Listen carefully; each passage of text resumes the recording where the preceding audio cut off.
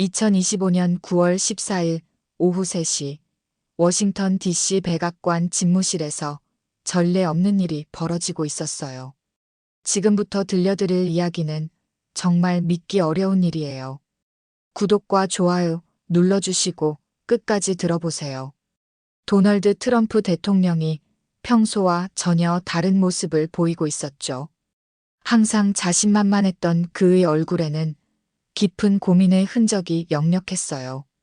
책상 위에는 조지아주 한국인 근로자 구금 사태에 관한 긴급 보고서들이 산더미처럼 쌓여 있었어요. 그 옆으로는 한국 정부와 기업들로부터 연일 쏟아지는 항의 메시지들이 끊임없이 들어오고 있었죠. 트럼프는 이런 상황을 겪어본 적이 없었어요. 백악관 국가안보보좌관 존 밀러가 급하게 들어서며 긴급 분석 보고서를 건넸어요. 대통령님, 상황이 심각해요.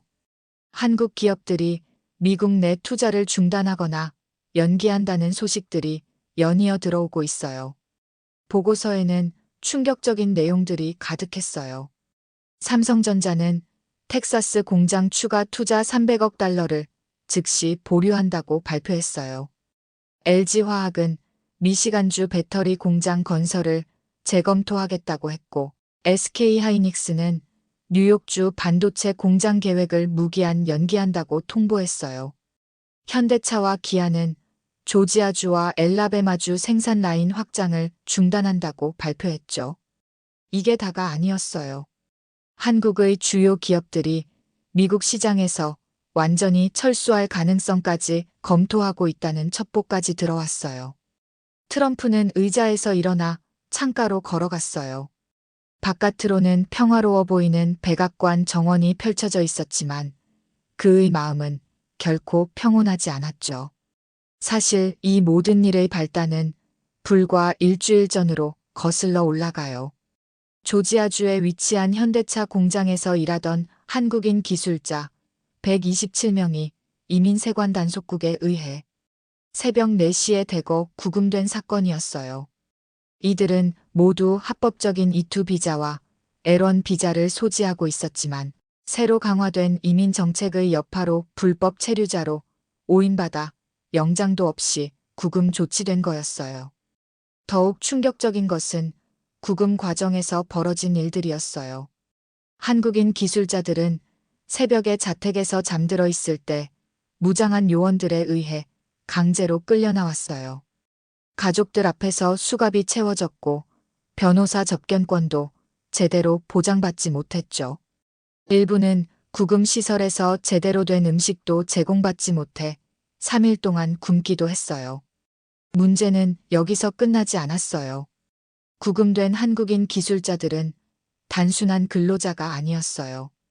그들은 현대차의 최신 전기차 기술과 차세대 배터리 생산 노하우를 가진 핵심 인력들이었죠. 더 중요한 것은 이들 중 80%가 미국 근로자들에게 기술을 전수하는 교육 담당자였다는 사실이에요. 이들이 구금되면서 현대차 조지아 공장은 즉시 생산 중단에 들어갔어요.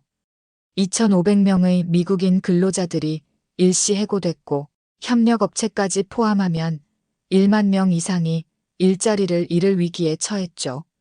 밀러가 목소리를 낮추며 더욱 충격적인 소식을 전했어요. 대통령님, 더 큰 문제가 있어요. 한국뿐만 아니라 일본의 도요타, 독일의 BMW, 네덜란드의 ASML까지 우리 정책에 대해 강한 우려를 표명하고 있어요. 이대로 가면 미국으로의 외국인 직접 투자 자체가 급격히 줄어들 수 있어요. 이때 트럼프의 개인 보좌관이 황급히 뛰어들어왔어요. 대통령님, 긴급 상황이에요. 한국 대통령실에서 직통 전화가 왔어요. 일시간 내로 통화하지 않으면 모든 한국 기업들이 미국에서 완전 철수할 것이라고 통보해 왔어요. 트럼프의 얼굴이 순간 창백해졌어요. 한국이 이렇게 강하게 나올 줄은 예상하지 못했거든요. 그동안 한국을 그저 미국의 보호를 받는 작은 동맹국 정도로만 생각해왔는데 완전히 다른 차원의 대응이었어요. 통계를 보면 그 이유를 알 수 있어요.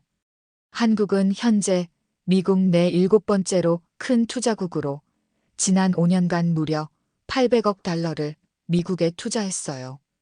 특히 반도체, 전기차, 배터리, 바이오, 디스플레이 분야에서 한국 기업들이 없다면 미국의 첨단 제조업 혁신은 완전히 불가능한 상황이었죠. 더욱 놀라운 것은 한국 기업들이 미국에 가져온 것이 단순히 자본만이 아니라는 점이에요. 그들은 세계 최고 수준의 독점 기술과 노하우를 가져왔어요. 삼성의 3나노 반도체 기술, LG의 차세대 배터리 기술, 현대차의 전기차 플랫폼 기술은 모두 미국이 중국과의 기술 경쟁에서 승리하기 위해 반드시 필요한 핵심 기술들이었어요. 국가경제위원회 위원장이 급히 추가 보고서를 들고 들어왔어요. 대통령님, 경제적 파급 효과를 긴급 분석해봤어요. 만약 한국 기업들이 정말로 투자를 중단하고 철수한다면 직접적인 일자리 손실만 25만 개에 이를 것으로 예상돼요. 간접 효과까지 포함하면 100만 개를 넘을 수도 있어요. 트럼프가 놀라서 되물었어요. 100만 개라고? 네, 그리고 이는 단순히 일자리 수치만의 문제가 아니에요. 한국 기업들이 가져온 핵심 기술들 없이는 미국이 중국과의 기술 패권 경쟁에서 완전히 뒤처질 수밖에 없어요. 특히 반도체 분야에서 삼성과 SK 하이닉스가 철수하면 미국의 AI 혁명과 국가안보 자체가 위험해져요. 더욱 충격적인 사실들이 쏟아져 나왔어요. 미국이 자랑하는 실리콘밸리의 주요 기업들도 한국 기술에 크게 의존하고 있었어요. 애플의 아이폰에는 삼성 디스플레이와 메모리가 들어가고 테슬라의 배터리는 LG화학에서 공급받고 있었죠. 구글, 아마존, 마이크로소프트의 클라우드 서비스도 삼성과 SK하이닉스의 메모리 반도체 없이는 돌아갈 수 없었어요. 이때 또 다른 보좌관이 급히 들어와 더욱 심각한 소식을 전했어요. 대통령님, 방금 월스트리트 저널과 폭스뉴스에서도 이번 사태를 강하게 비판하는 기사를 냈어요. 폭스뉴스는 트럼프 정부의 무분별한 단속이 미국 경제를 파괴하고 있다는 제목으로 일면 톱 기사를 실었어요. 이는 트럼프에게 치명적인 타격이었어요. 폭스뉴스는 그의 가장 든든한 지지 기반이었는데 그들마저 등을 돌린 거였거든요. 그리고 대통령님, 트위터와 인스타그램에서 지지자들조차 이번 정책을 강하게 비판하는 게시물들이 급속히 퍼지고 있어요. 한국인들을 왜 잡아가느냐? 그들 덕분에 우리 일자리가 생기는 건데 한국은 우리 친구 아니었나? 이런 내용들이 대부분이에요. 상황은 더욱 심각해졌어요. 조지아주 주지사가 직접 백악관에 전화를 걸어 한국 기업들이 철수하면 우리 주 경제가 완전히 무너진다며 즉시 해결을 요구해왔어요. 텍사스주, 엘라베마주, 미시간주 주지사들도 비슷한 내용의 긴급 요청을 보내왔죠. 트럼프의 얼굴이 점점 어두워졌어요. 정치인에게 지지율과 경제 성과만큼 중요한 것은 없는데 둘 다 동시에 위험해진 상황이었어요. 경제팀이 제출한 추가 분석 자료는 더욱 충격적이었어요. 한국 기업들의 미국 철수가 현실화되면 미국의 GDP가 0.8% 감소하고 연방정부 세수는 연간 120억 달러가 줄어들 것으로 예상됐어요. 이는 트럼프 정부의 경제정책 전체를 흔들 수 있는 수준이었죠. 대통령님, 이건 단순한 이민정책 실수가 아니에요. 밀러가 심각한 표정으로 말했어요. 이는 미국의 경제 안보와 국가 안보 전체를 위험에 빠뜨릴 수 있는 사안이에요. 트럼프는 그제서야 상황의 심각성을 완전히 깨달았어요. 그동안 한국을 과소평가해왔다는 것을 인정할 수밖에 없었죠. 한국 전쟁 당시 미국의 도움으로 폐허에서 일어선 나라가 불과 70년 만에 미국 경제의 핵심 동력 중 하나가 된 거예요. 1인당 GDP 3만 5천 달러, 세계 10위권 경제. 대국, 반도체와 전기차 분야 세계 최강국으로 성장한 한국의 진짜 실력을 이제야 깨닫게 된 거죠. 개인 보좌관이 다시 들어와 보고했어요. 대통령님, 한국 대통령실에서 최후 통첩이 왔어요. 30분 내로 직접 통화하지 않으면 모든 한국 기업들이 24시간 내에 미국 사업을 중단하겠다고 해요. 트럼프는 깊게 숨을 들이쉬었어요. 더 이상 미룰 수 없는 상황이었어요. 미국의 미래가 이 한 통의 전화에 달려 있었거든요. 과연 이 역사적인 통화에서 어떤 일이 벌어질까요? 트럼프가 전화기를 손에 든 바로 그 순간 서울 용산 대통령실에서도 긴박한 상황이 펼쳐지고 있었어요. 대통령실 국가안보실장 김철수는 지난 72시간 동안 거의 잠을 자지 못했어요. 조지아주 한국인 구금 사태가 터진 이후 그는 24시간 상황실을 운영하며 미국과의 전면적인 대응 전략을 수립하고 있었거든요. 대통령님, 트럼프가 전화를 받겠다고 연락이 왔습니다. 비서실장이 급히 들어와 보고했어요. 대통령은 이미 모든 준비를 마친 상태였어요. 책상 위에는 두꺼운 브리핑 자료들이 정리되어 있었고 옆에는 삼성, LG, 현대차, SK 등 주요 기업 회장들과의 긴급 회의록이 놓여 있었죠. 대통령실이 이렇게 강하게 나갈 수 있었던 이유가 있었어요. 사실 이번 사태는 단순한 돌발 상황이 아니었어요. 한국 정부는 이미 몇 달 전부터 트럼프 정부의 이민 정책 강화로 인한 리스크를 예상하고 있었거든요. 국가정보원이 제출한 분석 보고서에는 놀라운 내용이 담겨 있었어요. 미국 경제에서 한국 기업들이 차지하는 비중이 예상보다 훨씬 컸던 거예요. 단순히 투자 규모만이 아니라 미국의 핵심 산업 생태계 전체에 한국이 깊숙이 뿌리내리고 있었어요. 대통령님, 우리의 분석이 맞다면 트럼프는 반드시 굴복할 수밖에 없습니다. 경제수석이 자신있게 말했어요. 실제로 한국의 영향력은 상상을 초월했어요. 삼성전자 하나만으로도 미국 반도체 시장의 30%를 장악하고 있었어요. 애플, 퀄컴, 엔비디아 같은 미국의 자랑스러운 기업들도 삼성의 메모리, 반도체와 파운드리 서비스 없이는 제품을 만들 수 없었죠. LG화학과 SK온의 배터리 기술은 더욱 압도적이었어요. 테슬라, 모델 Y의 배터리는 100% LG화학 제품이었고 GM의 볼트 EV도 LG 배터리를 사용했어요. 포드의 전기트럭 F150 라이트닝도 SK온 배터리 없이는 생산이 불가능했죠. 현대차와 기아의 영향력도 만만치 않았어요. 조지아 공장에서 생산되는 신형 전기차 모델들은 미국의 탄소 중립 정책에 핵심적인 역할을 하고 있었어요. 특히 현대차의 E-GMP 플랫폼은 세계에서 가장 앞선 전기차 기술로 평가받고 있었죠. 더 중요한 것은 한국 기업들이 단순히 제품만 공급하는 게 아니라는 점이었어요. 그들은 미국 근로자들을 교육하고 훈련시키는 역할까지 하고 있었어요. 현대차 조지아 공장의 경우 한국인 기술자 1명이 평균 15명의 미국 근로자를 교육하고 있었어요.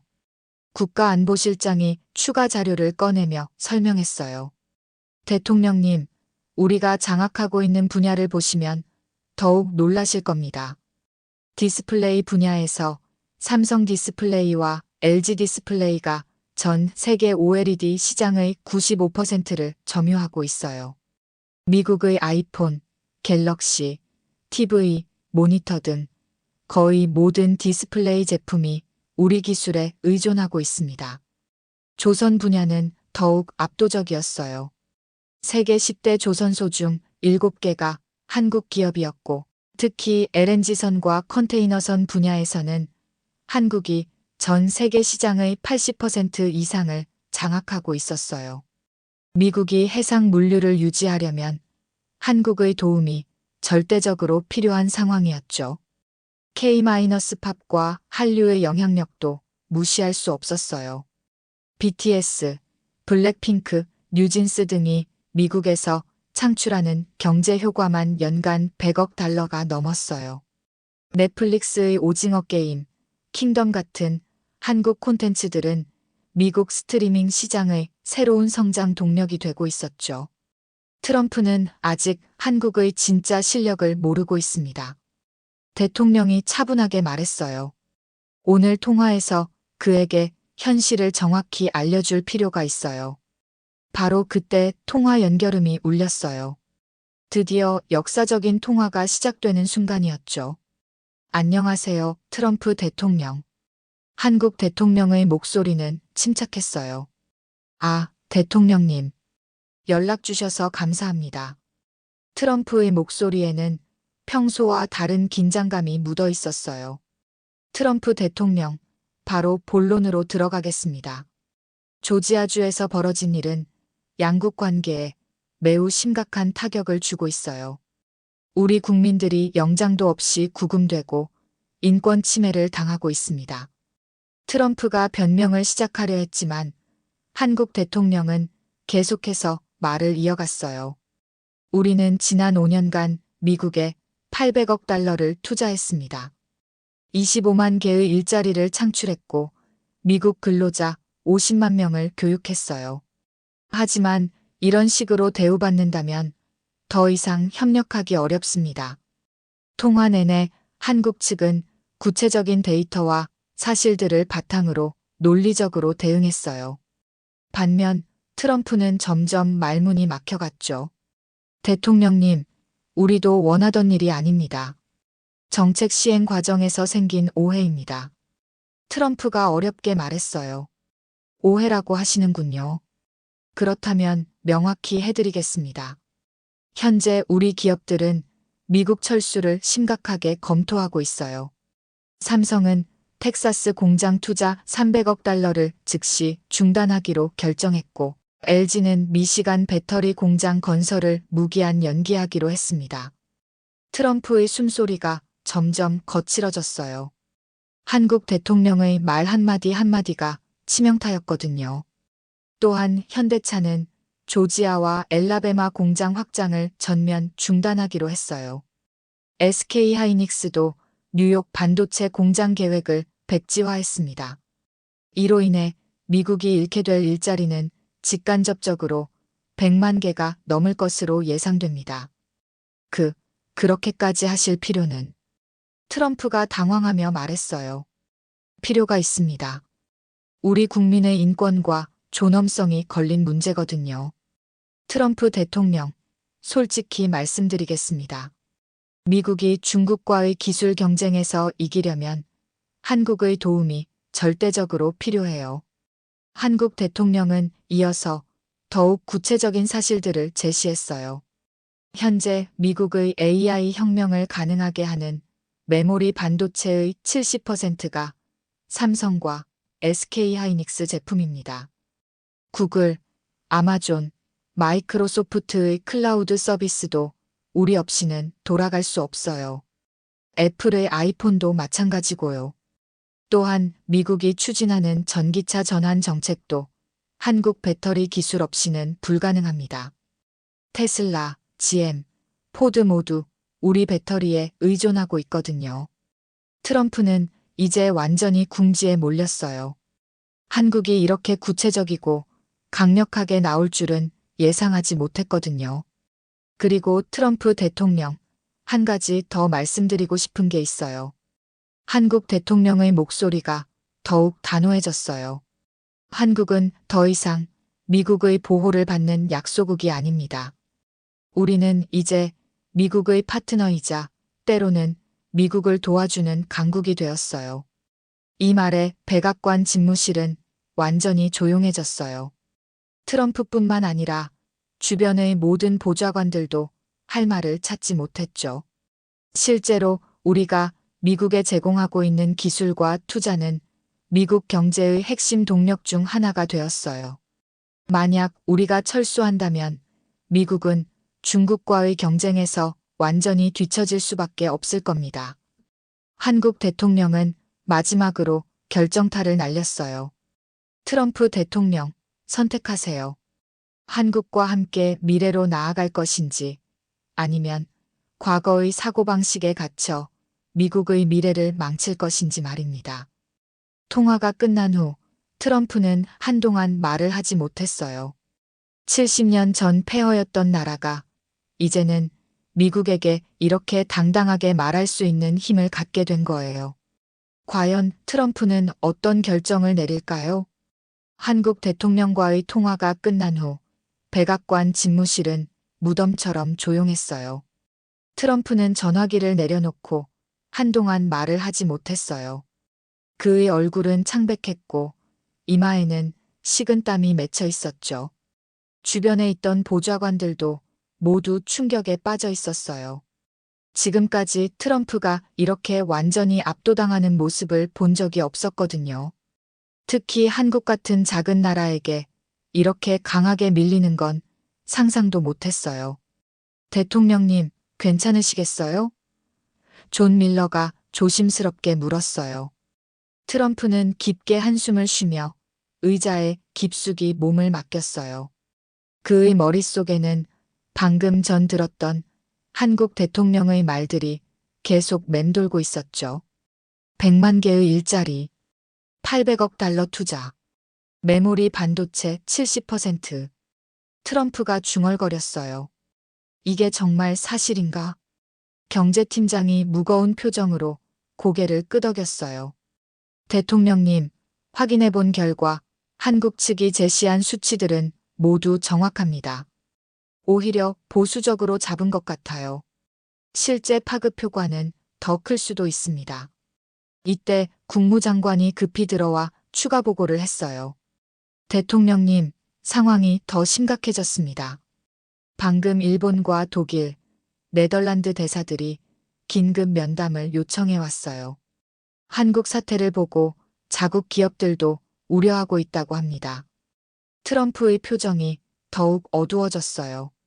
이제 문제가 한국에만 국한된 게 아니라 전체 동맹국들과의 관계로 확산되고 있었거든요. 그리고 대통령님, 국무장관이 더욱 조심스럽게 말을 이어갔어요. 중국에서 이번 사태를 예의주시하고 있다는 정보가 들어왔습니다. 만약 한국 기업들이 정말로 미국에서 철수한다면 중국이 그 자리를 차지하려 할 것 같습니다. 이는 트럼프에게 가장 치명적인 소식이었어요. 그의 최대 목표 중 하나가 중국을 견제하는 것이었는데 오히려 자신의 정책이 중국에게 기회를 주는 꼴이 된 거죠. 백악관 상황실에서는 긴급 대책회의가 시작됐어요. 국가안보팀, 경제팀, 법무팀이 모두 소집됐고 각 부처에서는 한국 기업들의 실제 영향력을 재평가하는 작업이 급하게 진행됐어요. 재무부가 제출한 보고서는 정말 충격적이었어요. 한국 기업들이 미국에서 거둬들이는 매출은 연간 2,500억 달러가 넘었어요. 이는 미국 GDP의 약 1.2%에 해당하는 규모였죠. 더 놀라운 것은 이들이 납부하는 세금이 연간 380억 달러에 이른다는 사실이었어요. 고용 측면에서도 한국 기업들의 기여도는 상상을 초월했어요. 직접 고용만 28만 명이었고 협력업체와 관련 산업까지 포함하면 150만 명의 일자리와 연결되어 있었어요. 특히 조지아, 텍사스, 미시간, 엘라베마 등 트럼프의 핵심 지지 지역에서 한국 기업들이 창출한 일자리 비중이 매우 높았어요. 대통령님, 이는 단순한 외교 문제가 아닙니다. 경제수석이 심각한 표정으로 말했어요. 만약 한국 기업들이 정말로 철수한다면 2024년 대선에 치명적 타격이 될 수 있습니다. 트럼프가 벌떡 일어났어요. 대선 얘기가 나오자 급격히 긴장한 거죠. 어떤 타격 말인가? 조지아주만 봐도 현대차 때문에 창출된 일자리가 5만 개가 넘습니다. 이들 가족까지 포함하면 유권자 15만 명에게 직접적 영향을 미칠 수 있어요. 텍사스도 마찬가지입니다. 삼성 때문에 생긴 일자리가 8만 개예요. 트럼프의 얼굴이 점점 창백해졌어요. 이제 상황의 심각성을 완전히 이해한 거죠. 이때 보도관이 뛰어들어와 더욱 충격적인 소식을 전했어요. 대통령님, CNN에서 긴급 속보를 내보내고 있습니다. 삼성전자가 공식 성명을 발표했는데 텍사스 공장 건설을 즉시 중단한다고 했어요. 트럼프가 급하게 TV를 켜자 화면에는 삼성 텍사스 공장 건설 현장이 나왔어요. 수천 명의 건설 노동자들이 일을 멈추고 있었고 거대한 크레인들도 모두 작업을 중단한 상태였어요. CNN 기자가 현장에서 리포트하고 있었어요.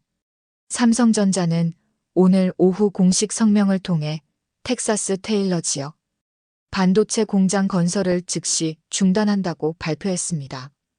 이는 300억 달러 규모의 프로젝트로 완공되면 2만 명의 직접 고용이 예상됐던 초대형 사업이었습니다. 화면이 바뀌자 텍사스 주지사가 긴급 기자회견을 하는 모습이 나왔어요. 이번 삼성의 결정으로 우리 텍사스주는 엄청난 경제적 손실을 입게 됐습니다. 연방정부는 즉시 이 문제를 해결해야 합니다. 상황은 더욱 악화됐어요. LG화학도 미시간주 배터리 공장 건설 중단을 발표했고 현대차는 조지아 공장 추가 투자를 무기한 연기한다고 통보했어요. SK하이닉스는 뉴욕주 반도체 공장 계획을 완전히 백지화했죠. 각 주 주지사들이 연달아 백악관에 항의 전화를 걸어왔어요. 특히 공화당 소속 주지사들까지 트럼프를 강하게 비판하기 시작했어요. 대통령님, 우리 주 경제가 무너지고 있습니다. 즉시 해결하지 않으면 당신을 지지할 수 없습니다. 조지아주 주지사의 말이었어요. 트럼프는 이제 사면 초가에 빠진 상황이었어요. 지지 기반인 공화당 주지사들까지 등을 돌리기 시작한 거죠. 더욱 충격적인 것은 월스트리트의 반응이었어요. 한국 관련 주식들이 일제히 폭락하기 시작했어요. 애플은 삼성 부품 공급 차질을 우려해 5% 하락했고 테슬라는 LG 배터리 공급 중단 가능성에 7% 급락했어요. GM과 포드도 각각 4%, 6% 떨어졌죠. 대통령님, 다우지수가 500포인트 넘게 떨어지고 있습니다. 경제팀장이 다급하게 보고했어요. 트럼프는 이제 완전히 패닉 상태에 빠졌어요. 지지율, 경제, 주식시장 모든 것이 동시에 무너지고 있었거든요. 바로 그때 의외의 인물로부터 전화가 걸려왔어요. 일론 머스크였어요. 트럼프, 지금 당장 한국 문제를 해결해야 해. 테슬라가 LG 배터리 없이는 생산을 못한다고. 머스크의 목소리는 다급했어요. 이어서 팀 쿡도 전화를 걸어왔어요. 대통령님, 삼성이 부품 공급을 중단하면 아이폰 생산에 차질이 생겨요. 이건 미국 경제 전체의 문제입니다. 심지어 아마존의 제프 베조스, 구글의 순다르, 피차이까지 연달아 전화를 걸어와 한국 문제의 즉시 해결을 요구했어요. 트럼프는 이제 선택의 여지가 없다는 것을 깨달았어요. 미국 최고의 기업가들까지 모두 한국 편을 드는 상황이었거든요. 좋다. 트럼프가 결국 결심을 굳혔어요. 즉시 구금된 한국인들을 모두 석방하라.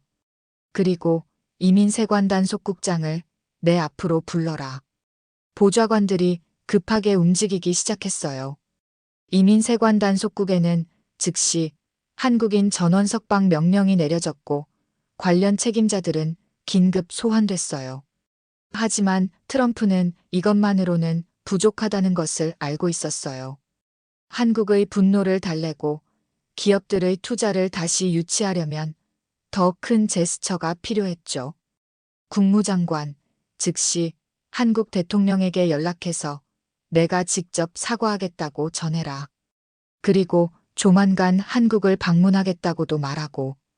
이는 전례 없는 일이었어요. 미국 대통령이 동맹국에게 이렇게 적극적으로 사과하는 것은 거의 처음 있는 일이었거든요. 과연 트럼프의 이런 노력이 한국의 마음을 돌릴 수 있을까요? 그리고 한국 기업들은 정말로 미국에 남을 것일까요? 트럼프의 긴급 지시가 떨어진 지 이 시간 만에 조지아주 구금 시설에서는 놀라운 일이 벌어졌어요. 127명의 한국인 기술자들이 일제히 석방되기 시작한 거예요. 구금 시설 앞에는 이미 수십 대의 언론 카메라와 기자들이 몰려 있었어요. 이 사건이 단순한 이민 사건이 아니라 국제적 이슈로 확산되면서 전 세계 언론들이 주목하고 있었거든요. 첫 번째로 석방된 한국인 기술자 김민수 씨는 3일 만에 햇빛을 보게 됐어요. 그의 눈에는 눈물이 고여 있었지만 표정은 당당했어요. 기자들이 몰려들며 질문을 쏟아냈죠. 어떤 기분이신가요? 한 기자가 물었어요. 다시는 이런 일이 생기지 않기를 바랍니다. 우리는 미국 경제를 위해 열심히 일하고 있었을 뿐인데 이런 대우를 받을 이유가 없다고 생각해요. 김민수 씨의 말은 전 세계로 생중계됐어요. CNN, BBC, NHK, 프랑스 24 등 주요 국제 방송사들이 모두 이 장면을 실시간으로 중계하고 있었거든요. 석방된 한국인 기술자들의 증언은 더욱 충격적이었어요. 현대차 배터리 기술 전문가 이정호 씨는 기자들에게 이렇게 말했어요. 저는 지난 5년간 미국 근로자 200명 이상을 교육했어요. 그들이 전기차 배터리 기술을 익힐 수 있도록 밤낮 없이 도와왔죠. 그런데 하루아침에 범죄자 취급을 받았습니다. 삼성 반도체 엔지니어 박성우 씨의 증언도 마찬가지였어요. 우리가 텍사스에 가져온 기술은 미국이 중국을 앞지르는데 꼭 필요한 것들이에요. 3나노 공정 기술은 세계에서 우리만 가지고 있거든요.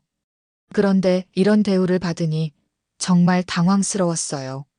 이들의 증언이 방송되자 미국 내 여론이 급속히 돌아서기 시작했어요.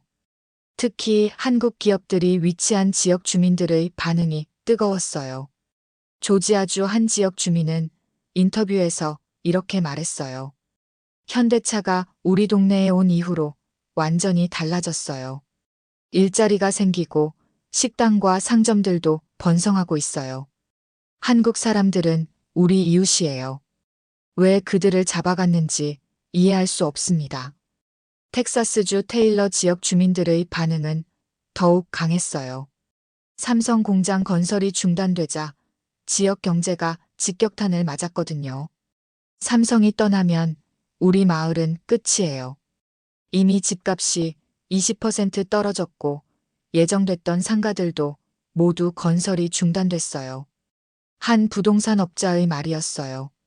이런 여론 변화는 곧바로 정치권에도 영향을 미쳤어요. 공화당 내에서도 트럼프를 비판하는 목소리가 커지기 시작한 거예요. 공화당 상원의원 린지 그레이엄은 공개적으로 이렇게 말했어요. 한국은 우리의 가장 중요한 동맹국 중 하나입니다. 이번 사태는 명백한 실수였고 즉시 바로잡아야 합니다. 민주당은 더욱 강하게 나왔어요. 낸시 펠로시 전 하원의장은 성명을 통해 트럼프 행정부의 무분별한 이민 정책이 미국의 경제와 외교에 치명적 타격을 주고 있다고 비판했어요. 하지만 가장 중요한 변화는 국제사회에서 일어나고 있었어요.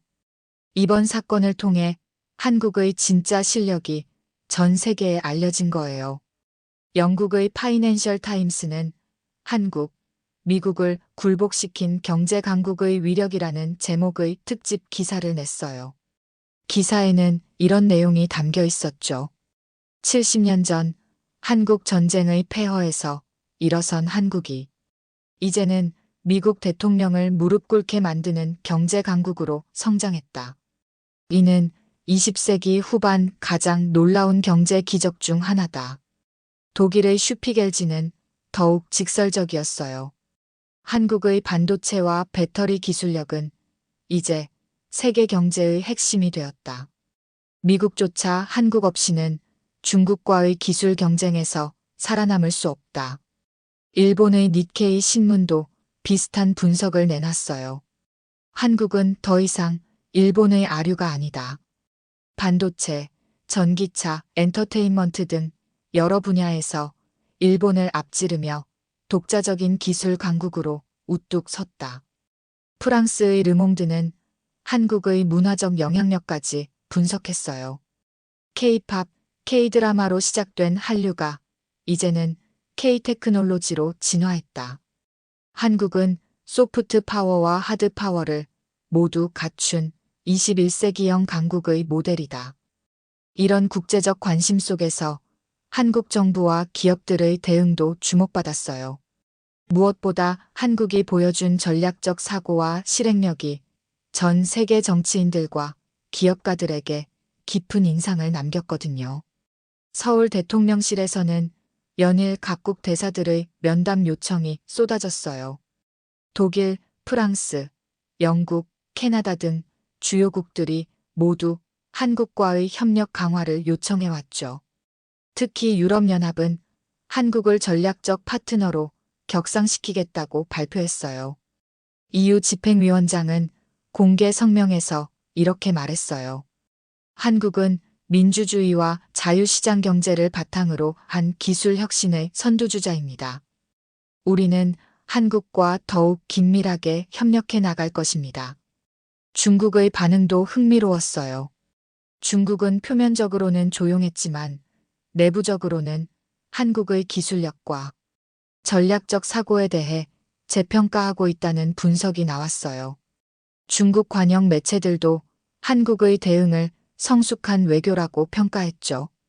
한편 미국 내에서는 한국에 대한 인식이 완전히 바뀌기 시작했어요.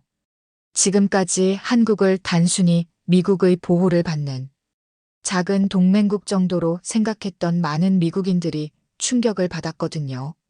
뉴욕타임스는 사설에서 이렇게 썼어요. 우리는 한국을 과소평가해왔다. 한국은 이제 우리가 진지하게 대해야 할 진정한 파트너가 되었다. 워싱턴 포스트도 비슷한 논조였어요. 이번 사태는 미국이 동맹국들과의 관계를 재정립해야 한다는 중요한 교훈을 주고 있다. 특히 한국과 같은 기술 선진국과는 더욱 대등한 관계를 맺어야 한다. 실리콘밸리의 기업가들과 투자자들도 한국에 대한 관심이 폭발적으로 증가했어요. 벤처 캐피털들이 한국 스타트업에 투자하려는 문의가 급증했고 구글, 아마존, 페이스북 등 빅테크 기업들도 한국과의 협력 확대를 검토하기 시작했어요. 특히 인공지능과 반도체 분야에서 한국의 기술력에 대한 재평가가 이뤄졌어요. 삼성의 HBM 기술과 SK하이닉스의 CXL 기술이 AI 시대의 핵심 기술로 인정받기 시작한 거죠. 하지만 가장 인상적인 것은 한국 국민들의 반응이었어요. 이번 사태를 통해 자국의 진짜 실력을 확인한 한국인들은 자부심과 함께 더 큰 책임감을 느끼고 있었어요. 서울 시내 한 카페에서 만난 대학생은 이렇게 말했어요. 정말 놀라워요. 우리나라가 이렇게 대단한 줄 몰랐어요. 이제 더 열심히 공부해서 나도 우리나라를 더 강하게 만드는데 기여하고 싶어요. 한국의 기업인들도 마찬가지였어요. 이번 사태를 통해 자신들의 기술력에 대한 확신을 얻었고 동시에 더 큰 책임감을 느끼고 있었죠. 삼성전자 한 임원은 언론과의 인터뷰에서 이렇게 말했어요. 이번 일로 우리 기술의 중요성을 다시 한번 깨달았습니다. 앞으로 더욱 혁신적인 기술 개발에 매진해서 한국의 위상을 더 높이겠습니다. 과연 이런 변화가 트럼프와 미국에게는 어떤 영향을 미칠까요? 그리고 한국은 이 기회를 어떻게 활용할까요? 한국인 기술자들이 석방된 지 12시간 후 백악관에서는 전례 없는 일이 벌어지고 있었어요. 트럼프 대통령이 직접 사과 성명을 준비하고 있었거든요. 백악관 대변인실은 완전히 비상사태였어요. 평소라면 절대 사과하지 않는 트럼프가 직접 나서서 공개 사과를 하겠다고 결심한 거예요. 이는 그의 정치 생활 사상 처음 있는 일이었죠. 대통령님, 정말 직접 사과하시겠어요? 대변인 캐럴라인 레빗이 마지막으로 확인했어요. 그래야 한다. 다른 방법이 없어. 트럼프의 목소리에는 평소의 자신감이 사라져 있었어요. 오후 3시 백악관 브리핑룸에는 전 세계 기자들이 몰려들었어요. 모든 주요 방송사들이 생중계를 준비했고 한국 언론사들도 특별 취재팀을 파견했어요. 트럼프가 연단에 선 순간 전 세계가 숨을 죽이고 지켜봤어요. 그의 표정은 평소와 완전히 달랐어요. 겸손하고 진중한 모습이었죠. 저는 오늘 한국 국민과 정부 그리고 조지아에서 불편을 겪으신 한국 기술자 여러분께 진심으로 사과드리고 싶습니다. 트럼프의 첫 마디가 나가자 브리핑룸이 조용해졌어요. 평소 자신만만하던 그가 이렇게 고개를 숙이는 모습을 본 사람은 거의 없었거든요. 이번 사태는 정책 시행 과정에서 발생한 명백한 실수였습니다. 합법적으로 미국에 와서 우리 경제 발전에 기여하고 계신 한국 분들께 이런 일이 일어난 것에 대해 깊이 사과드립니다. 그는 계속해서 말을 이어갔어요. 한국은 우리의 가장 소중한 동맹국이자 경제 파트너입니다. 한국 기업들과 기술자들이 미국에 가져다 주신 혁신과 일자리, 그리고 경제 성장에 대해 깊이 감사드립니다. 하지만 트럼프의 사과는 여기서 끝나지 않았어요. 그는 더욱 구체적인 내용들을 발표하기 시작했죠. 앞으로 이런 일이 다시는 발생하지 않도록 하기 위해 몇 가지 조치를 취하겠습니다. 첫째, 이민세관 단속국의 외국인 기술자 단속 지침을 즉시 개정하겠습니다. 둘째, 한국을 포함한 주요 동맹국 기술자들을 위한 특별 비자 프로그램을 신설하겠습니다. 이를 통해 우수한 외국 인재들이 더 안전하고 편리하게 미국에서 일할 수 있도록 하겠습니다. 하지만 가장 충격적인 발표는 다음 내용이었어요. 그리고 저는 개인적으로 한국을 방문해서 한국 대통령님과 국민 여러분께 직접 사과드리겠습니다. 브리핑룸이 술렁거렸어요. 미국 대통령이 동맹국에 직접 가서 사과한다는 것은 정말 전례 없는 일이었거든요. 트럼프는 마지막으로 이렇게 말했어요. 한국은 반도체, 전기차, 배터리, 디스플레이 등 21세기 핵심 기술 분야에서 세계를 선도하는 나라입니다. 우리 미국이 미래 경쟁에서 승리하려면 한국과의 협력이 절대적으로 필요합니다. 기자회견이 끝나자마자 전 세계 언론들이 일제히 속보를 내보내기 시작했어요. CNN은 트럼프, 전례 없는 한국 사과라는 제목으로, BBC는 미국 대통령의 굴욕적 사과라는 헤드라인을 달았어요. 한국 언론들의 반응은 더욱 뜨거웠어요. KBS는 트럼프, 한국의 무릎 꿇다라고 보도했고, MBC는 한국의 힘, 미국 대통령 굴복시키다라는 제목으로 특별 방송을 내보냈어요. 하지만 트럼프의 사과만으로는 부족했어요. 한국 정부와 기업들의 신뢰를 회복하고 중단된 투자를 다시 유치하려면 더 구체적인 행동이 필요했거든요. 트럼프는 즉시 특별경제사절단을 한국에 파견하기로 결정했어요. 사절단장에는 재무장관 스콧 베센트가 임명됐고 상무장관, 국무부 경제차관, 그리고 놀랍게도 일론 머스크까지 포함됐어요. 머스크가 함께 가야 한다. 그가 가야 한국이 우리가 진정성 있게 나온다는 걸 믿을 거야. 트럼프가 직접 머스크에게 부탁한 거였어요. 특사단 파견 소식이 알려지자 월스트리트가 즉각 반응했어요. 한국 관련 주식들이 일제히 반등하기 시작한 거예요. 삼성을 주요 고객으로 하는 미국 반도체 장비 업체들의 주가가 급상승했고 LG 배터리를 사용하는 GM과 포드의 주가도 크게 올랐어요. 하지만 가장 중요한 것은 한국의 반응이었어요. 서울에서는 트럼프의 사과에 대한 다양한 의견들이 쏟아져 나왔어요. 청와대 국민청원 게시판에는 트럼프 사과 받아들이지 말자는 청원이 올라왔고 하루 만에 50만 명이 서명했어요. 반면 이제 화해하고 협력하자는 청원도 30만 명의 동의를 받았죠. 한국 정부는 신중한 입장을 보였어요. 대통령실 대변인은 브리핑에서 이렇게 말했어요. 트럼프 대통령의 사과는 환영하지만 진정한 사과는 말이 아니라 행동으로 보여줘야 합니다. 앞으로의 조치들을 지켜본 후 판단하겠습니다. 한국 기업들의 반응도 엇갈렸어요. 삼성전자는 미국 정부의 조치를 지켜본 후 투자 재개를 검토하겠다고 발표했어요. LG는 좀 더 강경했어요. 단순한 사과로는 부족하다. 구체적인 재발 방지책이 나와야 한다는 입장을 밝혔죠.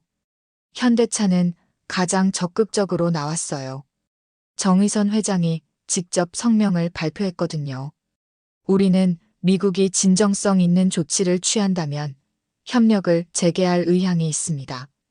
하지만 우리 임직원들의 안전과 인권이 최우선입니다. 이런 분위기 속에서 미국의 특사단이 한국행 비행기에 올랐어요. 에어포스2에는 재무장관, 상무장관 외에도 주요 기업 CEO들이 동승했어요. 특히 일론 머스크의 합류는 큰 화제가 됐어요. 그는 출발 전 기자들에게 이렇게 말했어요. 한국은 테슬라에게 없어서는 안 될 파트너입니다. 이번 일로 상처받은 관계를 회복하기 위해 최선을 다하겠습니다. 애플의 팀 쿡도 급하게 일정을 조정해서 특사단과 함께 한국을 방문하기로 했어요. 구글의 순다르 피차이, 마이크로소프트의 사티아 나델라도 마찬가지였죠. 미국 역사상 이렇게 많은 고위급 인사들이 한꺼번에 한 나라를 방문하는 것은 처음 있는 일이었어요. 이는 한국의 중요성을 보여주는 상징적인 사건이었죠. 비행기가 태평양 상공을 날아가는 동안 특사단원들은 한국과의 협상 전략을 논의했어요. 하지만 모두가 알고 있었어요. 이번에는 미국이 을의 입장이라는 것을 말이에요. 재무장관 베센트가 한숨을 쉬며 말했어요. 누가 한국이 이렇게 강해질 줄 알았겠나. 정말 놀라운 나라야. 일론 머스크도 고개를 끄덕였어요. 한국은 더 이상 우리가 보호해줘야 할 작은 나라가 아니야. 이제는 우리가 배워야 할 선생님이 된 거지. 과연 이 역사적인 특사단이 한국에서 어떤 대우를 받을까요? 그리고 한국은 어떤 조건을 제시할까요? 2025년 9월 17일 오전 11시 30분 인천국제공항 제1터미널에는 전례 없는 광경이 펼쳐지고 있었어요. 미국 정부 전용기 에어포스2가 활주로에 착륙하는 순간 전 세계 언론의 카메라 플래시가 일제히 터졌어요. 한국 공항 역사상 이렇게 많은 국제 언론이 몰린 적은 없었죠. CNN, BBC, NHK, 프랑스 24는 물론이고 심지어 아프리카와 남미 언론들까지 특파원을 보냈어요. 공항 VIP 라운지에는 한국의 주요 인사들이 대기하고 있었어요. 하지만 분위기는 예전과 완전히 달랐어요. 과거라면 미국 고위 인사들을 극진히 모시는 분위기였겠지만 이번에는 한국이 주도권을 쥐고 있었거든요. 외교부 1차관 박윤주가 영접단장으로 나왔어요. 그의 표정은 단호하면서도 품격이 있었죠. 옆에는 산업통상자원부 장관, 과학기술정보통신부 장관이 함께 서 있었어요. 비행기 문이 열리고 재무장관 스콧 베센트가 첫 번째로 내렸어요. 그의 얼굴에는 긴장감이 역력했어요. 이어서 상무장관, 국무부 차관들이 차례로 내렸죠. 그리고 마지막으로 일론 머스크가 나타났어요. 세계 최고 부자 중 한 명인 그도 평소와는 다른 모습이었어요. 겸손하고 조심스러운 표정을 짓고 있었거든요. 한국에 오신 것을 환영합니다. 박윤주 1차관이 정중하지만 격식을 차린 인사를 건넸어요. 초대해 주셔서 감사합니다. 베센트 재무장관이 답했어요. 그의 목소리에는 평소의 위엄이 사라져 있었어요. 공항에서 서울로 향하는 길, 미국 특사단은 한국의 변화에 놀라지 않을 수 없었어요. 고속도로 양쪽으로 펼쳐진 최첨단 도시 풍경, 하늘을 가로지르는 드론들, 전기차로 가득한 도로. 이 모든 것이 한국의 발전상을 보여주고 있었죠. 정말 대단하네요. 머스크가 창밖을 바라보며 중얼거렸어요. 10년 전과는 완전히 다른 나라 같아요. 첫 번째 일정은 청와대에서의 예방이었어요. 하지만 한국 대통령은 바로 만나주지 않았어요. 대신 국가안보실장이 나와서 이렇게 말했어요. 대통령님께서는 오늘 오후에 시간을 내주시기로 하셨습니다. 그 전에 우리 기업들과 먼저 만나보시는 것이 좋겠습니다. 이는 미국 특사단에게는 상당한 충격이었어요. 보통은 국가 원수부터 만나는 것이 외교 관례인데 한국이 순서를 바꾼 거였거든요. 이는 기업들의 피해 복구가 우선이라는 메시지를 분명히 전달하는 것이었죠. 오후 2시 서울 강남구 삼성동에 위치한 삼성전자 본사에 미국 특사단이 도착했어요. 삼성전자 회의실은 완전히 다른 분위기였어요. 한국이 홈그라운드 어드밴티지를 최대한 활용하고 있었거든요. 삼성전자 부회장 한종희가 직접 나와서 특사단을 맞았어요. 하지만 그의 표정은 차갑고 단호했어요. 어서 오십시오. 하지만 솔직히 말씀드리면 우리는 아직도 화가 나 있습니다. 회의실 스크린에는 충격적인 자료들이 나타나기 시작했어요.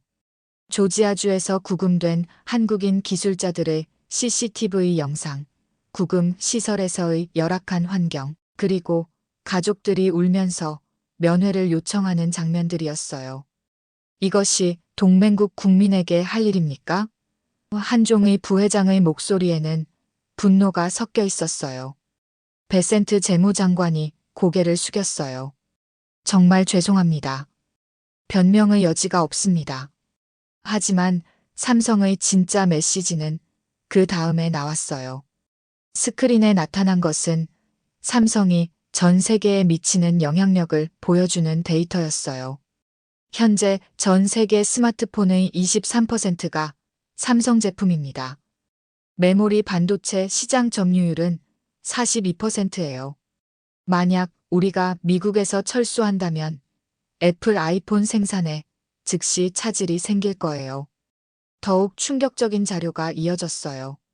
우리 텍사스 공장은 미국 전체 반도체 생산량의 15%를 담당할 예정이었어요. 이 공장이 없으면 미국은 중국과의 반도체 경쟁에서 완전히 뒤처질 수밖에 없습니다. 일론 머스크가 입을 열었어요.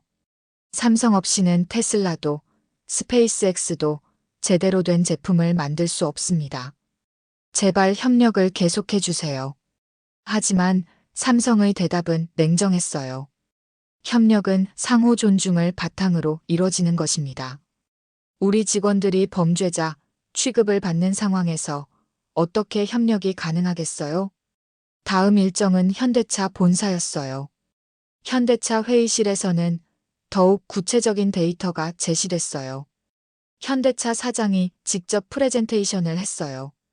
우리 조지아 공장은 미국에서 생산되는 전기차의 30%를 담당하고 있습니다. 또한 우리가 개발한 E-GMP 플랫폼은 세계 최고 수준의 전기차 기술이에요. 스크린에는 현대차가 미국 자동차 산업에 미치는 영향이 상세히 나타났어요. 직접 고용 3만 5천 명, 간접 고용 15만 명, 협력업체 500개 이상. 이 모든 것이 현대차와 연결되어 있었어요. 만약 우리가 철수한다면 미국의 전기차 전환 계획은 최소 5년은 늦어질 겁니다. 베센트 재무장관이 절실하게 말했어요. 현대차님, 제발 미국에 남아주세요. 우리가 무엇이든 하겠습니다. 하지만 현대차의 조건은 명확했어요. 첫째, 우리 임직원들의 안전을 완전히 보장해 주세요. 둘째, 이런 일이 다시는 일어나지 않도록 제도적 장치를 만들어 주세요. 셋째, 이번 사태로 입은 손실을 배상해 주세요. LG 본사에서의 미팅은 더욱 치열했어요. LG화학 사장이 직접 나서서 미국 특사단을 압박했거든요. 우리 배터리 없이 미국의 전기차 혁명이 가능한가요? GM, 포드, 테슬라 모두 우리 배터리에 의존하고 있지 않나요? 스크린에는 LG가 미국 배터리 시장에서 차지하는 비중이 나타났어요. 무려 60%였어요. 이는 사실상 독점에 가까운 수준이었죠. 우리가 철수하면 미국의 전기차 산업은 완전히 마비됩니다. 바이든 정부가 추진했던 전기차 보급 정책도 물거품이 되고요. 일론 머스크가 거의 애원하는 목소리로 말했어요. LG 배터리 없이는 테슬라가 존재할 수 없어요. 정말 제발 부탁드립니다. 하지만 LG의 대답도 단호했어요. 신뢰가 깨진 상태에서는 장기적 협력이 불가능합니다. 미국 정부가 진정성 있는 조치를 보여주세요. SK 본사에서의 마지막 미팅은 가장 극적이었어요. SK 하이닉스 사장이 준비한 자료는 정말 압도적이었거든요. 우리는 전 세계 디램 시장의 28%, 낸드 플래시 시장의 17%를 점유하고 있습니다. 특히 AI용 고대 역폭 메모리 HBM 분야에서는 세계 1위예요. 화면에 나타난 고객사 리스트는 정말 놀라웠어요. 엔비디아, AMD, 인텔, 퀄컴. 미국의 모든 주요 반도체 회사들이 SK 하이닉스의 고객이었어요. 챗GPT를 돌리는 서버에도 우리 메모리가 들어가고 구글의 AI 서비스에도 우리 제품이 필수입니다. 우리가 공급을 중단하면 미국의 AI 혁명은 끝나는 거예요. 베센트 재무장관의 이마에는 식은땀이 흘러내렸어요. 이제야 한국 기업들이 얼마나 중요한 존재인지 완전히 깨달은 거죠. 제발, 우리에게 기회를 주세요.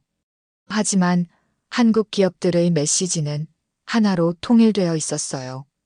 바로 진정성 있는 사과와 재발 방지 대책이었죠. 오후 6시, 드디어 청와대에서 한국 대통령과의 만남이 성사됐어요. 한국 대통령은 품격 있으면서도 단호한 모습이었어요. 미국의 특사단을 환영합니다. 하지만 오늘 기업들과의 만남에서 느끼셨겠지만 상황이 그리 간단하지 않습니다. 베센트 재무장관이 고개를 깊이 숙였어요. 대통령님, 트럼프 대통령의 진심 어린 사과를 전해드립니다. 그리고 이번 일로 상처받으신 모든 분들께 깊이 사과드립니다. 하지만 한국 대통령의 다음 말은 정말 역사적이었어요. 미국이 여전히 한국을 70년 전의 그 나라로 보고 있는 것 같습니다. 하지만 한국은 변했습니다. 이제 우리는 미국과 대등한 파트너이고 때로는 미국을 도와줄 수 있는 나라가 되었습니다. 이번 기회에 미국도 인식을 바꿔야 합니다. 한국은 더 이상 일방적으로 도움만 받는 나라가 아니라 상호 협력하는 동반자라는 것을 말입니다. 그 순간 전 세계가 한국의 새로운 위상을 목격했어요. 더 이상 한국은 미국의 보호를 받는 작은 나라가 아니었어요. 이제는 미국조차 함부로 대할 수 없는 강국이 된 거였죠. 과연 미국은 한국의 조건을 받아들일 수 있을까요? 그리고 이 역사적 협상은 어떻게 마무리될까요? 한국 대통령과의 회담이 끝난 후 미국 특사단은 호텔로 돌아가 긴급 화상회의를 열었어요. 화면 너머로는 백악관에서 초조하게 기다리고 있는 트럼프의 모습이 보였죠. 대통령님, 상황이 우리가 예상했던 것보다 훨씬 심각합니다. 베센트 재무장관이 떨리는 목소리로 보고했어요. 트럼프가 다급하게 물었어요. 어떻게 심각하다는 거야? 한국 기업들이 제시한 데이터를 보니 우리가 한국 없이는 정말로 아무것도 할 수 없다는 걸 깨달았습니다. 반도체, 배터리, 자동차, 디스플레이. 모든 분야에서 한국이 핵심이에요. 일론 머스크가 화면에 나타나 보충 설명했어요. 대통령님, 제가 직접 확인한 바로는 테슬라뿐만 아니라 미국의 모든 주요 기업들이 한국 기술에 의존하고 있어요. 이건 단순한 무역 문제가 아니라 국가 안보 차원의 문제입니다. 트럼프의 표정이 점점 어두워졌어요. 하지만 그는 아직도 상황의 심각성을 완전히 이해하지 못하고 있었어요. 그래서 한국이 뭘 원한다는 거야? 베센트가 준비해온 자료를 들여다보며 말했어요. 한국 측이 제시한 조건은 크게 세 가지입니다. 첫째, 한국 기업 임직원들의 완전한 신변 보장. 둘째, 이번 사태에 대한 공식적인 배상. 셋째, 양국 간 새로운 경제 협력 프레임워크 구축입니다. 새로운 프레임워크라니 그게 뭔 뜻이야? 간단히 말해서 한국을 미국과 동등한 경제 파트너로 인정하고 대우하라는 뜻입니다. 더 이상 일방적인 관계가 아니라 상호 협력하는 관계로 바꾸자는 거죠. 트럼프는 잠시 말이 없었어요. 그의 머릿속에서는 복잡한 계산이 진행되고 있었죠. 자존심을 버리고 한국의 요구를 받아들일 것인가, 아니면 끝까지 버틸 것인가. 바로 그때 비서가 급히 들어와 긴급 보고를 했어요. 대통령님, 큰일 났습니다. 중국에서 움직이고 있어요. 중국이 뭘 한다는 거야? 중국 시진핑 주석이 긴급 성명을 발표했는데 한국과의 경제 협력을 대폭 확대하겠다고 했어요. 반도체, 배터리, 자동차 분야에서 한국과 전면 협력하겠다는 내용입니다. 트럼프의 얼굴이 순식간에 창백해졌어요. 이는 최악의 시나리오였거든요. 만약 한국이 중국 쪽으로 기운다면 미국의 대중경제 전략이 완전히 무너질 수 있었어요. 뿐만 아니라 일본도 움직이고 있어요. 기시다 총리가 한국 방문을 검토 중이라고 하고 유럽연합도 한국과의 전략적 파트너십 강화를 논의하고 있다고 합니다. 이제 트럼프는 완전히 궁지에 몰렸어요. 한국을 잃으면 중국이 얻게 되고 그렇게 되면 미국의 아시아 전략이 완전히 흔들릴 수 있었거든요. 좋다. 트럼프가 결심을 굳혔어요. 한국의 조건을 모두 받아들여라. 그리고 내가 직접 한국에 가겠다. 대통령님이 직접 오시겠다고요? 베센트가 놀라서 되물었어요. 그래야 한다. 이 문제를 완전히 해결하려면 내가 직접 나서야 해. 이는 정말 전례 없는 결정이었어요. 미국 대통령이 이런 상황에서 직접 상대국을 방문한다는 것은 사실상 굴복 선언에 가까웠거든요. 이 시간 후 백악관에서 긴급 발표가 있었어요. 트럼프가 48시간 내로 한국을 방문하겠다고 공식 발표한 거예요. 저는 이번 불행한 사태를 완전히 해결하고 한미 관계를 새로운 차원으로 발전시키기 위해 직접 한국을 방문하겠습니다. 이 발표가 나가자마자 전 세계가 충격에 빠졌어요. 각국 언론들은 트럼프의 굴욕적 방문, 미국 대통령의 항복, 한국의 승리 등의 헤드라인을 달며 특별 방송을 내보내기 시작했어요. 한국에서는 더욱 뜨거운 반응이 일어났어요. 대통령실 앞에는 시민들이 몰려들어 대한민국 만세, 를 외쳤고 온라인에는 자부심 넘치는 댓글들이 쏟아졌어요. 우리나라가 미국 대통령을 무릎 꿇게 만들다니 정말 자랑스럽다.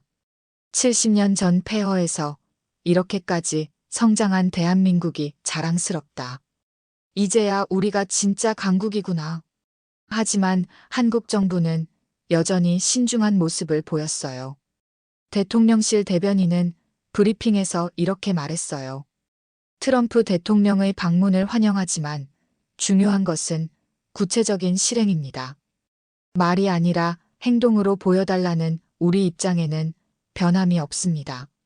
48시간 후 2025년 9월 19일 오후 3시 인천국제공항에 에어포스원이 착륙했어요. 이번에는 트럼프가 직접 온 거였죠. 공항에는 전 세계에서 몰려든 기자들로 인산인해를 이뤘어요. 역사적 순간을 목격하려는 취재진만 2,000명이 넘었어요. 트럼프가 비행기에서 내리는 순간 그의 표정은 평소와 완전히 달랐어요. 겸손하고 조심스러운 모습이었죠. 평소의 거만한 모습은 온데간데 없었어요. 한국 대통령이 직접 공항에 나와 트럼프를 맞았어요. 이는 한국 대통령으로서는 이례적인 일이었죠. 하지만 이는 한국의 관용과 품격을 보여주는 제스처였어요. 트럼프 대통령님, 한국에 오신 것을 환영합니다. 대통령님, 이렇게 직접 나와주셔서 감사합니다. 정말 죄송합니다. 트럼프의 첫 마디가 사과였어요. 전 세계가 지켜보는 가운데서 말이에요. 공항에서 청와대로 향하는 길, 트럼프는 차창 밖 풍경에 놀라지 않을 수 없었어요. 도로변에는 웰컴 프레지던트 트럼프 현수막과 함께 한미 우정 영원이라는 문구들이 걸려 있었어요. 한국 국민들의 성숙함을 보여주는 장면이었죠. 청와대에 도착한 트럼프는 즉시 공식 사과 행사에 참석했어요. 한국의 주요 인사들과 언론이 지켜보는 가운데 그는 깊게 고개를 숙였어요. 한국 국민 여러분, 그리고 이번 사태로 피해를 보신 모든 분들께 진심으로 사과드립니다.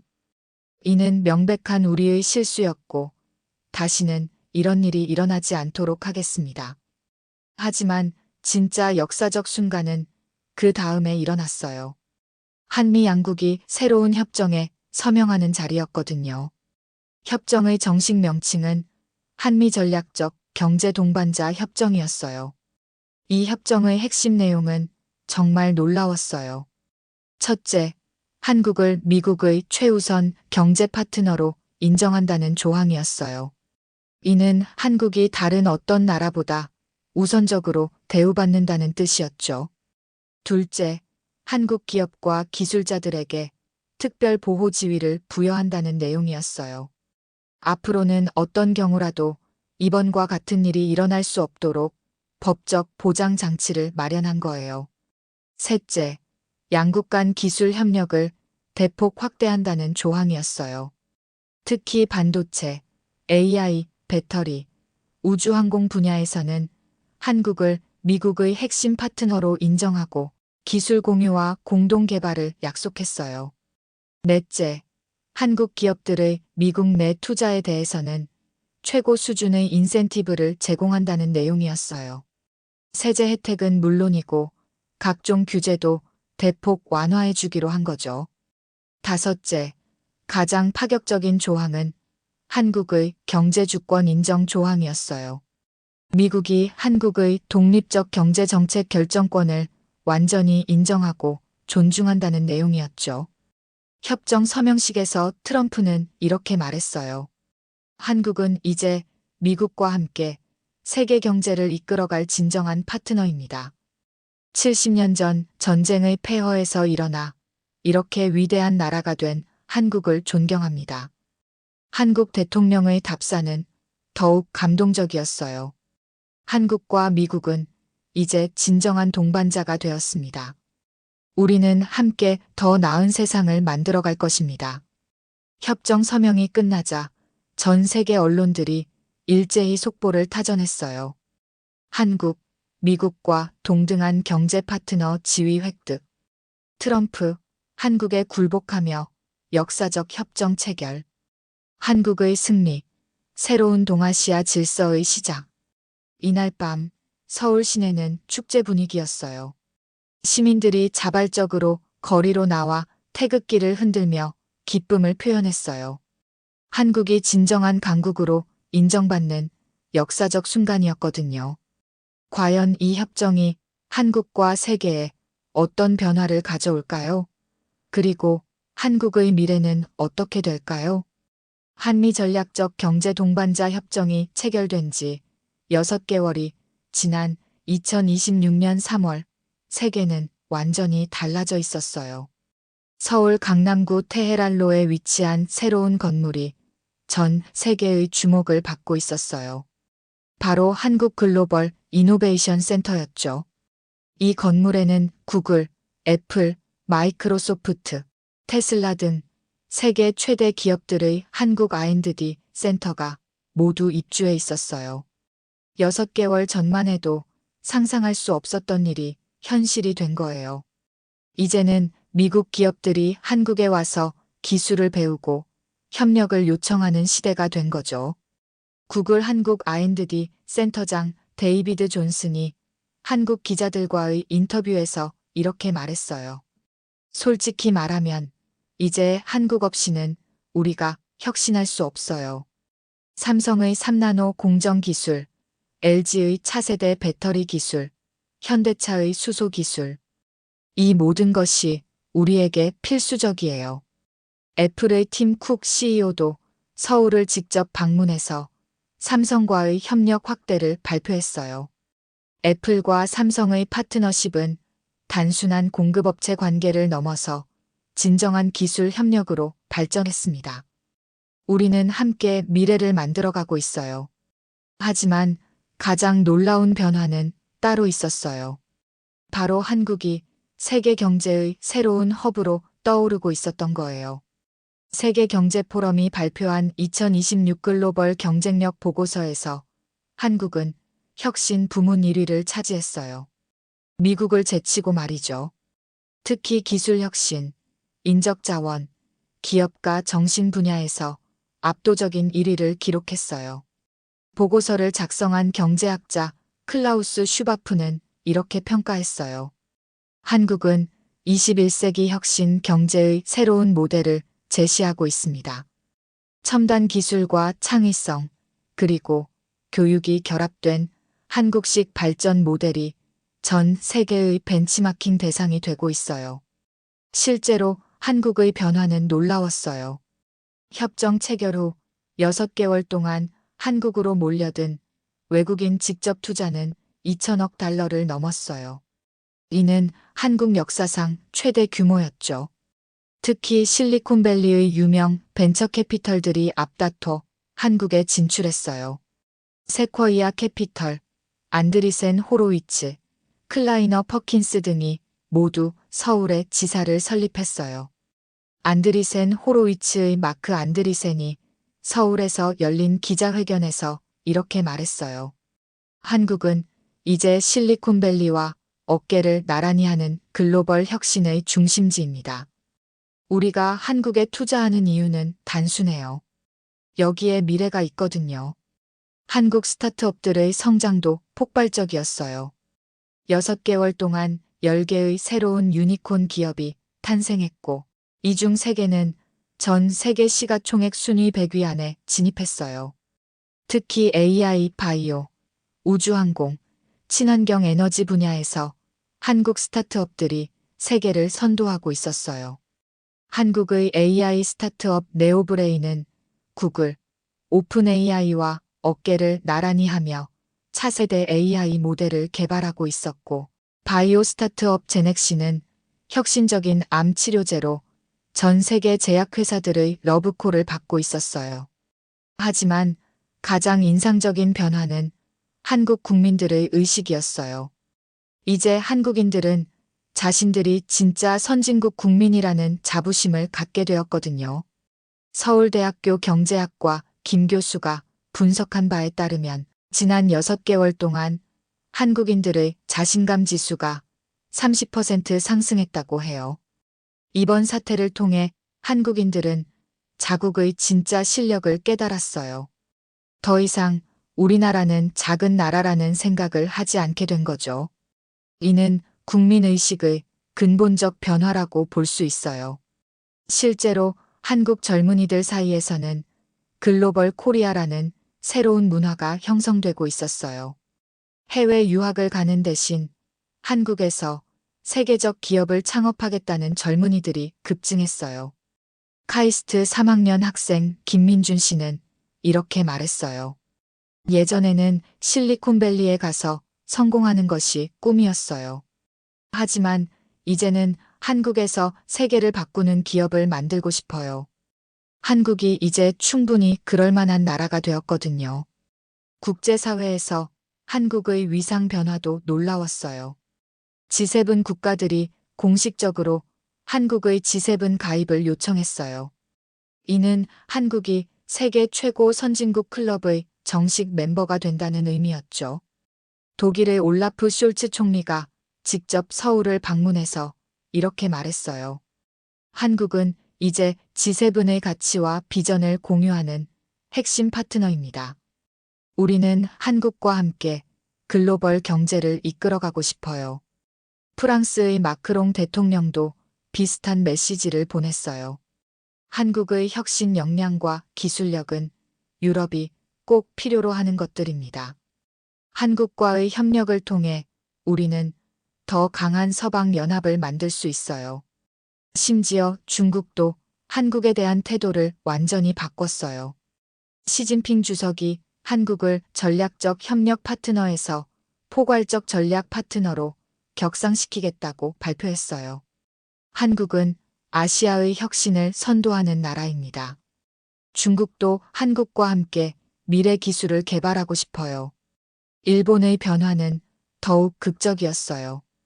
기시다 총리가 직접 서울을 방문해서 한일 신시대 협력 선언을 발표했어요. 일본은 한국을 동북아시아의 혁신 리더로 인정합니다. 우리는 과거의 갈등을 넘어 미래 지향적 협력을 추진하겠어요. 이제 한국은 동북아시아의 중심 국가가 되었어요. 중국, 일본, 러시아가 모두 한국과의 협력을 원하고 있었고, 동남아시아 국가들도 한국을 롤모델로 삼기 시작했어요. 베트남의 응우옌 수안 푹 총리가 서울에서 이렇게 말했어요. 베트남은 한국의 발전 경험을 배우고 싶습니다. 한국이 70년 만에 이룬 기적을 우리도 따라가고 싶어요. 인도네시아, 태국, 말레이시아, 필리핀 등도 비슷한 요청을 보내왔어요. 한국의 발전 모델을 배우고 싶다는 거였죠. 이에 한국 정부는 코리아 이노베이션 아카데미를 설립했어요. 전 세계 개발도상국 정부 관리들과 기업가들을 초청해서 한국의 발전 경험을 전수하는 프로그램이었어요. 한국 대통령이 아카데미 개원식에서 이렇게 말했어요. 70년 전 한국도 세계 최빈국 중 하나였습니다. 하지만 교육, 혁신, 그리고 국민의 의지로 오늘의 한국을 만들었어요. 이제 우리의 경험을 세계와 나누며 함께 발전하고 싶습니다. 한국의 문화적 영향력도 더욱 확산됐어요.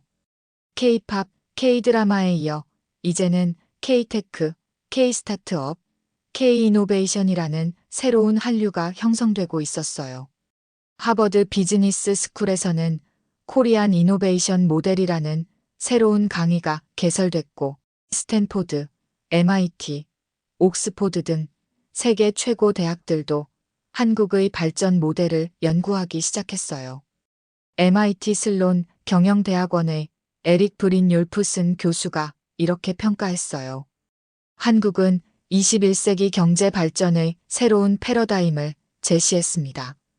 기술 혁신과 창의성, 그리고 교육이 결합된 한국 모델이 전 세계의 새로운 기준이 되고 있어요.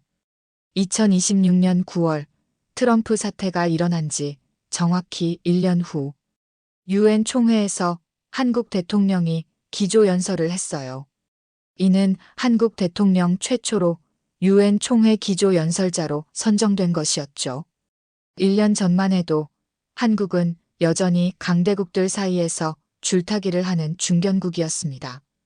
하지만 이제 한국은 세계 평화와 번영을 위해 주도적 역할을 하는 책임 있는 강국이 되었습니다. 우리는 기술 혁신을 통해 인류의 문제를 해결하고 지속 가능한 발전을 이끌어가겠습니다. 한국의 경험과 기술이 전 세계에 도움이 되기를 바랍니다. 연설이 끝나자 193개 회원국 대표들이 모두 기립박수를 보냈어요. 한국이 진정한 글로벌 리더로 인정받는 순간이었죠. 연설 후 기자회견에서 한 외신 기자가 물었어요. 1년 전 트럼프 사태를 계기로 한국이 이렇게 급성장할 것을 예상하셨나요? 한국 대통령은 미소를 지으며 대답했어요. 사실 우리도 놀랐어요. 하지만 이는 우연이 아니라 필연이었다고 생각해요. 한국 국민들이 지난 70년간 쌓아온 역량이 한순간에 폭발한 거거든요. 이제 한국은 새로운 꿈을 꿉니다. 단순히 잘 사는 나라를 넘어서 전 세계에 희망을 주는 나라가 되고 싶어요. 작은 나라도 꿈과 의지만 있다면 얼마든지 위대해질 수 있다는 것을 보여주고 싶습니다. 2026년 말 세계 주요 경제지들이 선정한 올해의 국가에 대한민국이 선정됐어요. 포브스, 이코노미스트, 파이낸셜 타임스가 모두 한국을 1위로 뽑았어요. 이코노미스트의 평가가 특히 인상적이었어요. 대한민국은 21세기 국가 발전의 새로운 모델을 제시했다. 기술 혁신, 창의성, 교육, 그리고 국민의 의지가 결합되면 어떤 기적도 가능하다는 것을 보여준 것이다. 한국의 성공은 전 세계 모든 나라에게 희망과 영감을 주고 있다. 그렇게 한국은 진정한 강국이 되었어요. 더 이상 누구의 도움을 받는 나라가 아니라 오히려 다른 나라들을 도와주는 나라가 된 거죠. 70년 전 전쟁의 폐허에서 일어선 작은 나라가 이제는 전 세계가 우러러보는 혁신의 리더가 되었어요. 이것이야말로 진정한 한강의 기적 2.0이었죠. 그리고 이 모든 이야기의 시작은 단 하나의 사건, 조지아주에서 일어난 한국인 구금 사태였어요. 때로는 위기가 최고의 기회가 된다는 것을 한국이 전 세계에 보여준 거예요. 여러분, 이것이 바로 우리나라 대한민국의 진짜 실력입니다. 우리가 얼마나 대단한 나라에 살고 있는지 이제 아시겠죠? 이 영상이 도움이 되셨다면 좋아요와 구독 꼭 눌러주세요. 그리고 댓글로 여러분의 생각도 들려주세요. 우리나라의 더 많은 놀라운 이야기들이 궁금하시다면 구독 후 알림 설정까지 해주시면 가장 먼저 영상을 받아보실 수 있어요. 여러분 모두 자랑스러운 대한민국 국민이라는 것을 잊지 마세요.